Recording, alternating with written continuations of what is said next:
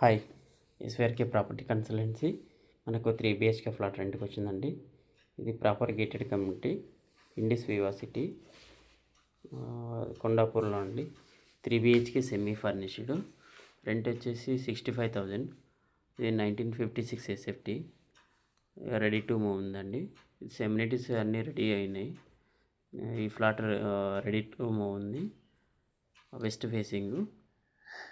Rent వచ్చేసి 65,000 including maintenance. Presently అయితే bachelors కూడా ఇస్తా అంటాను ఓనరు. చాలా స్పేసియస్గా ఉంది.